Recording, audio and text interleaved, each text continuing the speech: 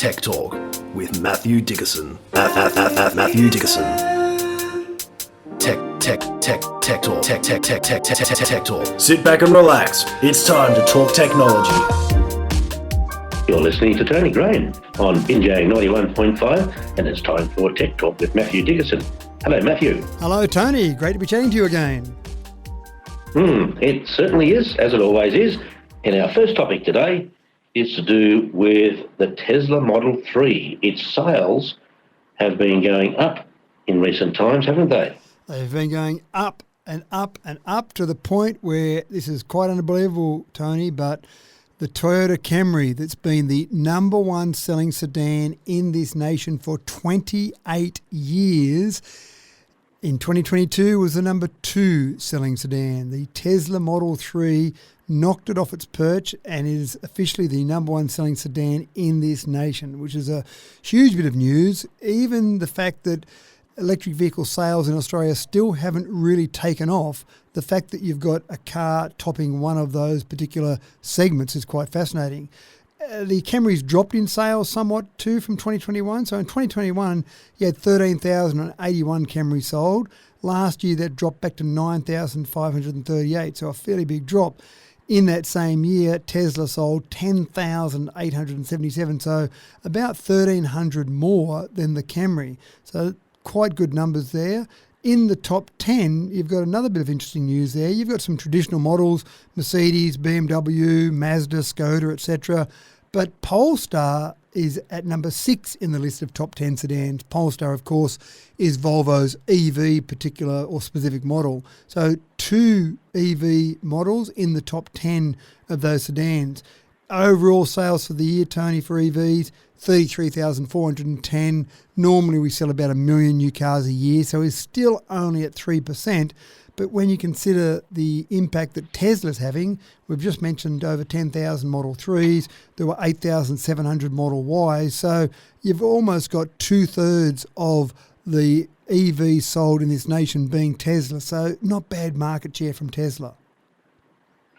Yeah, and just on the subject of electric vehicles, interesting results have come out about crash testing electric cars, making it clear that being in an EV could save your life, that's if it doesn't catch fire. And I know that at the top of the crash testing ratings sits the Tesla.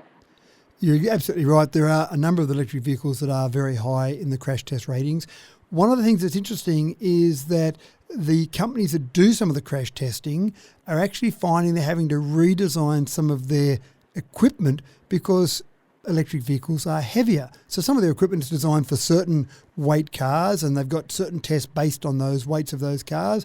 But again, the various electric vehicles with the batteries, typically down low, are quite heavy. So they're redesigning some of that. But in all the testing they've been doing, they are finding a few things. The first thing is that, yes, being in an EV is typically, on average, safer than being in an internal combustion engine car. And there's a few reasons for that. The first thing, the fact that it is heavier, you tend to have momentum on your side. So if there's a crash between 2 vehicles, one being an EV, one being an internal combustion engine vehicle, then you typically tend to see that the EV continues on its path a bit more and moves the other car out of its road because it's heavier. So that's one minor thing. Now that'll change as time goes forward because obviously you'll see more EVs on the road. The second thing they found with their testing is that the very low centre of gravity with all those batteries down low means that you're less likely to have an EV involved in a rollover. Obviously that's good news because you don't want to have a car, I can't imagine it's fun being in a car that's rolling along somewhere and obviously the risk of being crushed as that car rolls. So they're obviously safer from that perspective as well. The third thing they found in their testing was that you've typically got newer vehicles, more modern tech on those vehicles, so you're less likely to be in an accident in the first place because of that modern tech, but also if you are in the accident, you've got better technology around you, more airbags around you, and one of the things of that is the better crumple zones you've got at the front and back of the vehicle because you don't have a big engine at the front of the vehicle and of course you don't have a big petrol tank at the rear of the vehicle. So you've got some advantages there. One thing that people do see, we've all seen clips online where you see a electric vehicle in flames, and the flame burns very high temperatures and burns until basically the battery's burnt out. So people see that and they think, oh no, these electric vehicles, they're terribly dangerous. That's horrible. But if you think about it, an internal combustion engine vehicle has got a big amount of fuel, of some flammable liquid, whether it be petrol or diesel, in a container in the car. And you will often see, or not often, you will sometimes see that will leak or that gets ruptured in a crash. And so that catches on fire. Across the world in an average year, you've got about 170,000 car fires from accidents each year. So it's not as if internal combustion engine vehicles don't catch on fire as well.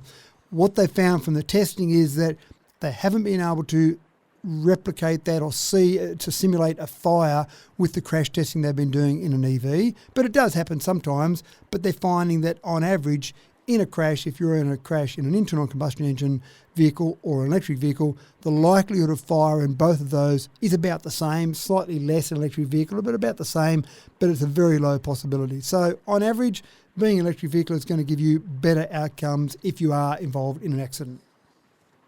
Yeah, and I should add, with changing battery chemistries and structures in the future, you'll have batteries that won't catch on fire, which will be a big plus when that happens. They are advancing. Remember, we are at the very early stages, Tony. Remember, internal combustion engine vehicles have had 120, 130 years to develop. We've really only seen major development in EVs over the last 10 years. So your point is well made that we will see a lot more development in a whole range of different areas with EVs. Yeah. Now, there's a high-tech wood-filled material. It's a wood, actually. It's a wood-based material consisting of polymers from wood filled with air cavities, and that's pretty good because that will help insulate your home. Of course, timber is already not a bad insulator, but that's going to make it even better, isn't it? It is making it better, and this is all about sustainable building materials going forward.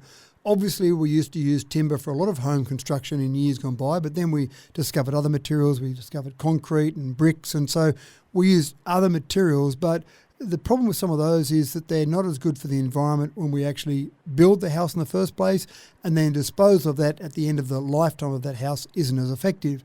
So timber is still a very effective building product, but it's not a great insulator. Some researchers at the University of Maryland have found that if they actually rapidly heat wood in a solution of sodium hydroxide, then they find they slow it down in its cooling process.